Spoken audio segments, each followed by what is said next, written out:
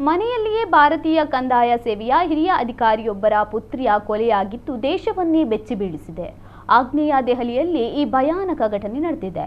ಈ ಕೃತ್ಯದಲ್ಲಿ 19 ವರ್ಷದ ಮನೆ ಕೆಲಸದ ವ್ಯಕ್ತಿಯ ಕೈವಾಡ ಇರುವ ಶಂಕೆಯನ್ನು ಪೊಲೀಸರು ವ್ಯಕ್ತಪಡಿಸಿದ್ದಾರೆ. 1 ತಿಂಗಳ ಹಿಂದೆ ಆತನನ್ನು ಕೆಲಸದಿಂದ ತೆಗೆದುಹಾಕುವ ಮೊದಲು ಅಧಿಕಾರಿ ಮನೆಯಲ್ಲಿ ಕೆಲಸ ಮಾಡುತ್ತಿದ್ದ. ಘಟನೆಯ ಬಳಿಕ ಆತ ಪರಾರಿಯಾಗಿರುವುದರಿಂದ ಪೊಲೀಸರಿಗೆ ಈಗ ಆತನ ಮೇಲೆ ಅನುಮಾನ ಮೂಡಿದೆ. ಪ್ರಾಥಮಿಕ ತನಿಖೆಯಲ್ಲಿ ಮಹಿಳೆಯ ಮೇಲೆ ಲೈಂಗಿಕ ದೌರ್ಜನ್ಯ ನಡೆದಿದ್ದು, ನಂತರ ಮೊಬೈಲ್ ಚಾರ್ಜರ್ನಿಂದ ಆಕೆಯ ಕುತ್ತಿಗೆ ಬಿಗಿದು ಕೊಲೆ ಮಾಡಲಾಗಿದೆ. ಘಟನೆ ನಡೆದ ವೇಳೆ 22 ವರ್ಷದ ಆ ಯುವತಿ ಮನೆಯಲ್ಲಿ ಒಬ್ಬಳೇ ಇದ್ದಳು ಎಂದು ತಿಳಿದು ಬಂದಿದೆ. ಮನೆಗೆ ಬಲವಂತವಾಗಿ ಪ್ರವೇಶಿಸಿದ್ದಕ್ಕೆ ಸಂಬಂಧಿಸಿದಂತೆ ಯಾವುದೇ ಸಾಕ್ಷ್ಯಗಳು ಲಭ್ಯವಾಗಿಲ್ಲ.